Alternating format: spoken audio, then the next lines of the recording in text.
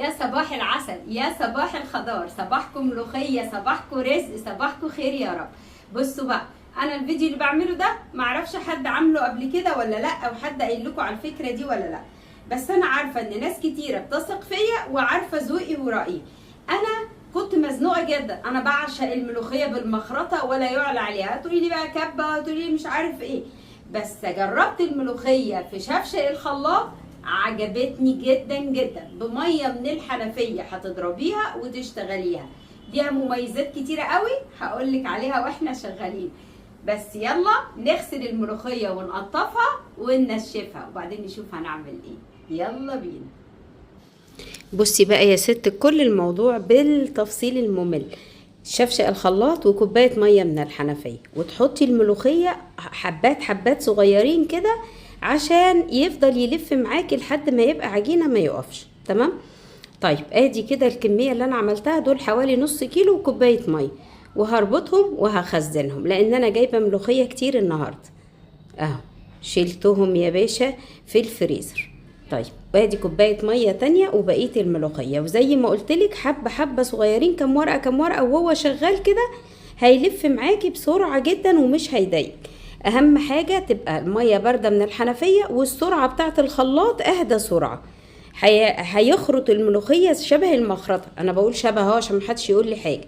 طيب الشوربه بتاعتك الحلوه، والسر في معلقه سكر صغيره وحرف معلقه كربوناتو، حرف معلقه بيديني الملوخيه حتى لو هي لونها اسمر في التلاجة بيديهاني لون اخضر. طيب ادي الملوخيه نزلت بالنص كده، بس هقلب تقلبتين عشان ما تكلكعش مني وتضايقني، وارجع انزل ببقيه الملوخيه في الشوربه بتاعتي. الشوربه تكون متظبطه ملحها وحاجتها وكل حاجه. هحط بقيه اللي في الخلاط واقلب التقليبه التانية. خضار الملوخيه مش عايزه اقولك عليه والله، والسر طبعا في معلقه السكر، بيديها طعم حلو قوي وكمان بيحافظ على خضارها ما بتسودش، والسر الاكيد طرف المعلقه الكربونات. بس يا باشا كده نديتك كل اسرار الملوخيه، لو عايزه تخرطي 10 كيلو في ثواني، ولو عايزه تطبخي 10 كيلو في ثواني. شويه سمنه محترمين كده بقى، وسمنه حلوه كده معموله حلو، حتى لو سمنه صناعي بتشتغلي بيها، وكل واحد وظروفه وامكانياته. عامله لك فيديو يخلي طعمها طعم السمنه البلدي بالزبادي، شوفيه، وهجيب لك الرابط بتاعه في التعليقات عشان تشوفيه. طيب ادي التومه بتاعتي، حبه تومه حلوين، حبه سمنه حلوين، معلقه كزبره ناشفه. حمر يا باشا كل ده. اسمعي بقى، انا عايزاكي تسمعي صوت الطشه بجد. طب ايه السر حنون؟ في ملوخيه ما بيطلع لهاش صوت طشه وملوخيه بيطلع لها. السر في الخلطه اللي انت بتعمليها دي، كميه السمنه تكون معقوله كده، تحسي انها بتنزل تطش كده. التومه ما تحمرش قوي، لونها ذهبي حلو او فوق الذهبي بشويه. طفيت النار، وادي الملوخيه بتاعتنا.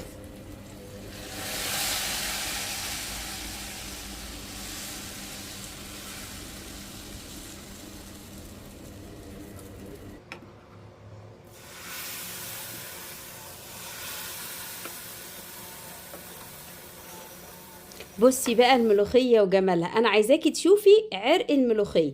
شايفه ما بتفصلش من اول ما بغرفها لحد اخر معلقه، ما بتفصلش. فضلت كده لحد ما خلصنا الطبخه كلها بصراحه، وكلناها كلها على رز تحفه، بالعيش تحفه.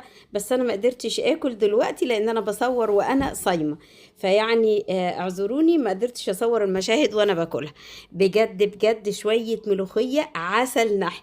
الملوخيه حلوه اليومين دول، خزني منها بالطريقه دي، سهله وسريعه، اسهل واسرع طريقه.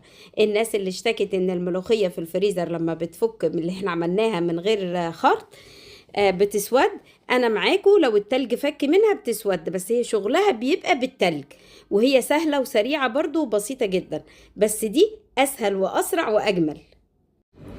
في النهايه مغطس ملوخيه مش قادره اقولك، ريحه وطعم. وطبعا انا زي ما قلت لكم من عشاق الملوخيه بالمخرطه، ودي اقرب طريقه.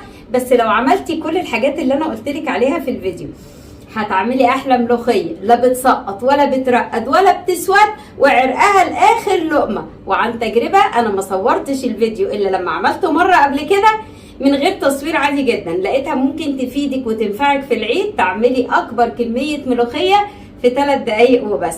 يلا جربيها وسيبيلي دعوه حلوه، وكل سنه وانتم طيبين. السلام عليكم ورحمه الله.